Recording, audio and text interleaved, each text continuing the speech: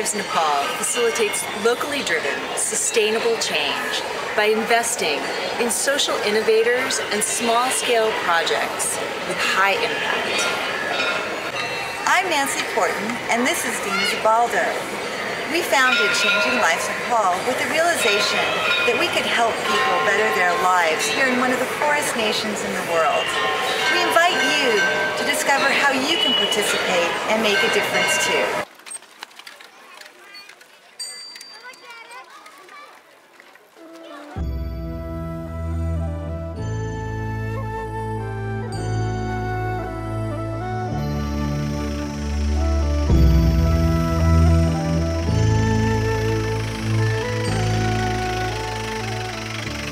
So it all started in 2001 when we had finally determined that tea was an appropriate cash crop for the area. The way that we did that was Parsu and about 5 other guys from this area went up to a place above the district headquarters where they knew it was really poor, the land was not very good for growing anything, and they started just talking to farmers, and while they were there, they noticed that there were tea plants near people's houses just for personal use. We started asking farmers about that, and then they got soil agronomists to come up, test the soil, and determine whether or not it was suitable for tea.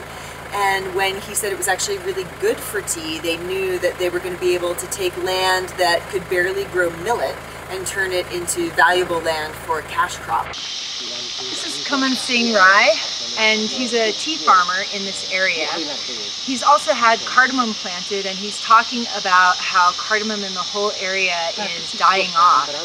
People may face starvation if there's not some other kind of cash crop that comes into this area. They used to have corn planted, but it depleted the soil, and then the soil lay fallow for a while. Then they planted cardamom, and cardamom was a high-yield cash crop for a number of years until it started dying unexpectedly.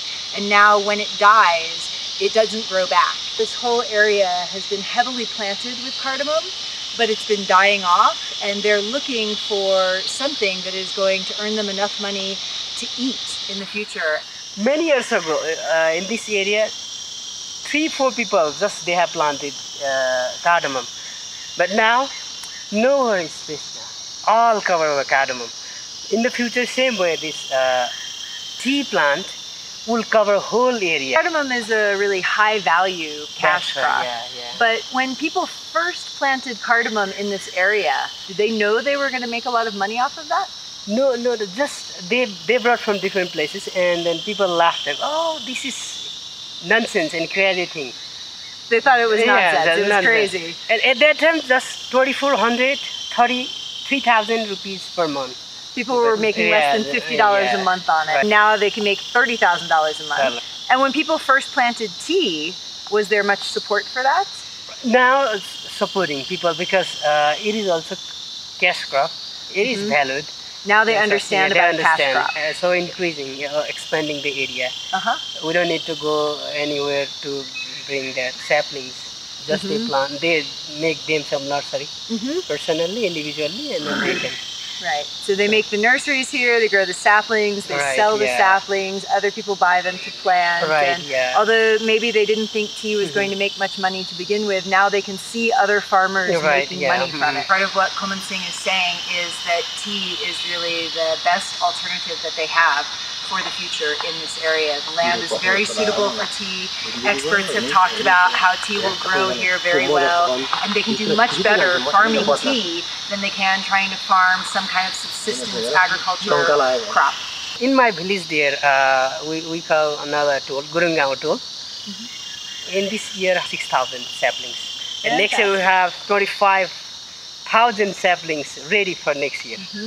We have stocked that personally. Personally, right. So personally, Kaman Singh has 25,000 saplings ready to plant for next year after the 6,000 he just planted for this year. And you can see that people here think tea is going to be the future cash crop and earning of the area. So all of this is your tea here? Yes. How long ago did you plant it? Nepali, ठिकै छ। यो रोपेको कति वर्ष भयो? 8 वर्ष. He planted this 8 years ago, and these यो सानो कति सानो सानो चाहिँ भयो 4 वर्षको and the smaller one's about 4 years ago. तर प्रोडक्सनको लागि मार्केटको लागि हैन आम्दानी कति कमाउन चाहनुहुन्छ? आम्दानी चाहिँ अब चाहनु भन्दा पनि यसको बजार कति मार्केट कति हो अनि कसलाई दिने कति हुने त्यसको अहिलेसम्म चाहिँ कुनै थाहा छैन. So I'm just asking him how much he'd need to be making for it to be worthwhile, and he's like, he doesn't know, but you'd have to find a market first, and there's no market for it right now because there hasn't been any processing facility in this area. So there's nowhere to take all the raw leaf and have that be processed, which is why we're building a tea factory in this area this year. In the long run, we are installing mini processing unit, and after that, people will begin to harvest their tea for about 8 months a year, and they will have regular income through tea. The green leaves they sell have higher price here, about 40 rupees per kg. If one farmer has one ropani, which is a small plot, then they can earn about 2 or 3,000 rupees alone by selling green leaves. If they have ownership in the factory also, they will have double benefit. When they expand their farm, the income will also be increased.